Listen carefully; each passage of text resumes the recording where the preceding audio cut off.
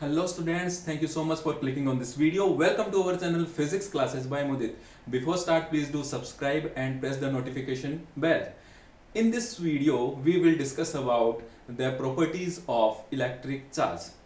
Students, सबसे पहली property है additivity of electric charge. So what is the additivity of electric charge? इसका मतलब ये है the total charge on a system is the algebraic sum of different charges of the system. That means किसी system के ऊपर जो total charge होता है वो उस सिस्टम के अलग अलग चार्जेस का एल्जेब्रिक सम होता है।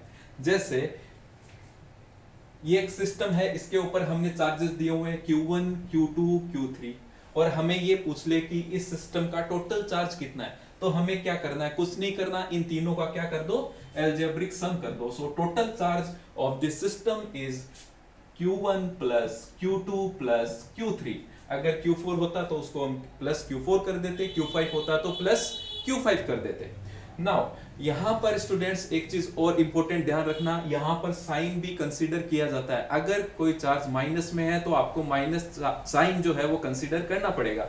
फॉर एग्जांपल, जैसे मैंने इस सिस्टम के ऊपर एक चार्ज दिया है +3 कूलम, एक दिया है -5 कूलम, एक दिया है -2 कूलम। सो इस सिस्टम का टोटल चार्ज कितना होगा? +3 -5 -2। सो -5 -2 -7 -7 +3 -4 कूलम। सो इस सिस्टम के ऊपर टोटल चार्ज कितना है? -4 कूलम है। So this is the property of additivity of electric charge. Now the next property is invariance of electric charge. So what is invariance? Invariance का मतलब ये होता है स्टूडेंट्स, चार्ज की जो वैल्यू है वो चार्ज की पोजीशन पे डिपेंड नहीं करती है।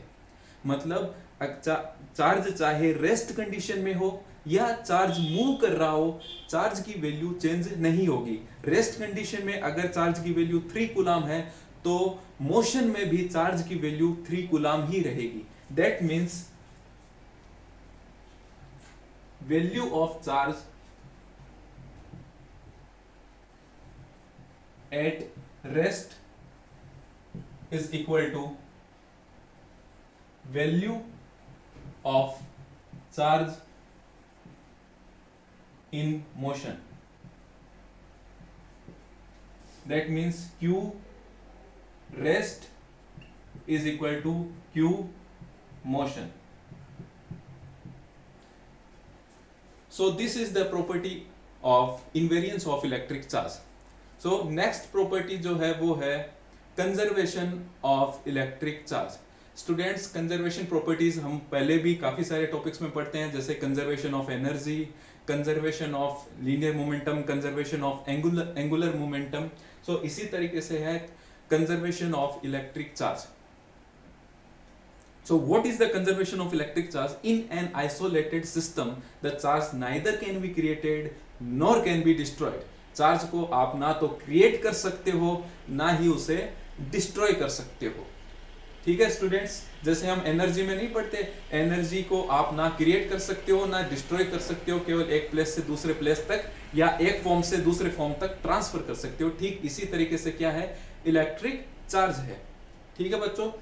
नाउ अगर किसी रिएक्शन में अगर मान लो आपको केवल इलेक्ट्रॉन प्रोड्यूस करना है तो ऐसा कभी नहीं होगा। Single charge never can be produce, उसके साथ उसका एंटी पार्टिकल प्रोड्यूस जरूर होता है।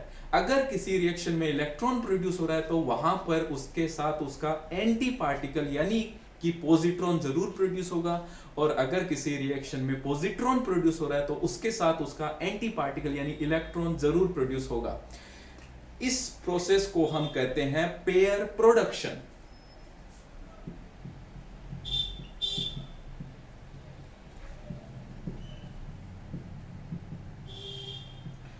फॉर एग्जाम्पल, जैसे एक गामा फोटोन है, ठीक है, इसकी एनर्जी है 1.02 मेगा इलेक्ट्रॉन वोल्ट। इस एनर्जी के साथ ये किसी न्यूक्लियस से कोलिजन करने जा रहा है। जैसे ये न्यूक्लियस के पास पहुंचेगा, न्यूक्लियस इसको क्या कर लेगा? एब्जॉर्ब कर लेगा और हायर स्टेट में पहुंच जाएगा। ये क्या करेगा? जैसे ही ये प्रोसेस होगा तो इस प्रोसेस में एक तो इलेक्ट्रॉन और साथ में इसका एंटी पार्टिकल पॉजिट्रॉन,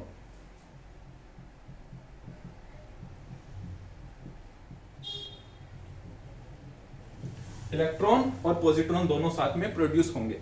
सो यहाँ पर इस रिएक्शन में लेफ्ट हैंड साइड में भी चार्ज कंजर्व है, राइट हैंड साइड में भी माइनस प्लस मिलके या क्या है, न्यूट्रल हो रहे हैं, कंजर्व है। इस प्रोसेस को हम क्या कहते हैं, पेयर प्रोडक्शन। सो इस एग्जांपल का मतलब यही है कि सिंगल चार्ज को आप प्रोड्यूस नहीं कर सकते। Charge neither can be created nor can be destroyed.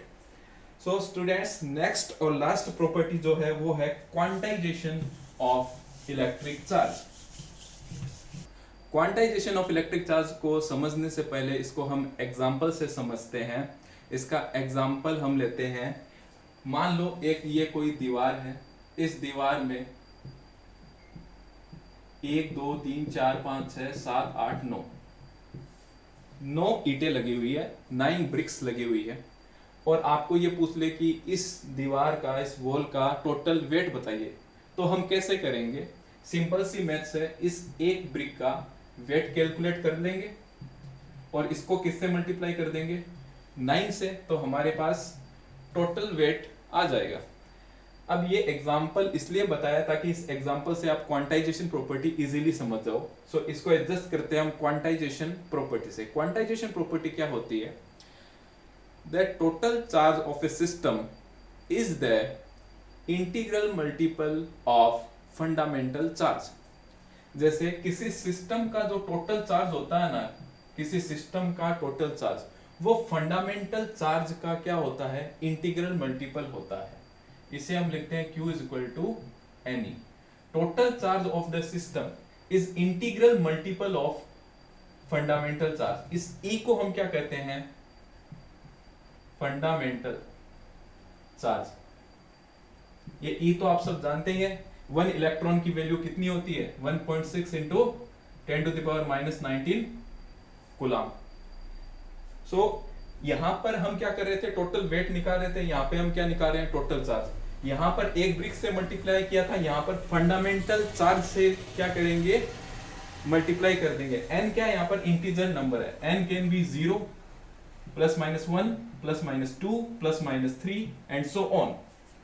Plus minus क्यों लिखा है, क्योंकि जरूरी नहीं ऑब्जेक्ट पर प्लस चार्ज ही हो या माइनस चार्ज भी हो। अगर वहां से इलेक्ट्रॉन लिए गए हैं तो उस सिस्टम पे पॉजिटिव चार्ज आएगा, और उस सिस्टम पे अगर इलेक्ट्रॉन पहुंचे हैं, गए हैं, तो वहां पर क्या आएगा, नेगेटिव चार्ज आएगा। सो n can be 0 +-1 +-2 +-3। So this is the quantization property of electric charge. ये स्टूडेंट्स बहुत इंपॉर्टेंट है। इसके ऊपर अलग अलग तरह के न्यूमेरिकल्स बनते हैं। इसके ऊपर जो न्यूमेरिकल्स है या इन प्रॉपर्टीज के ऊपर जितने भी न्यूमेरिकल्स बनते हैं वो हम नेक्स्ट वीडियो में जरूर करेंगे। सो स्टूडेंट्स, अगर आपको वीडियो अच्छा लगा है तो प्लीज इसे लाइक करें और अपने फ्रेंड्स के साथ शेयर करें, और टेक केयर, थैंक यू।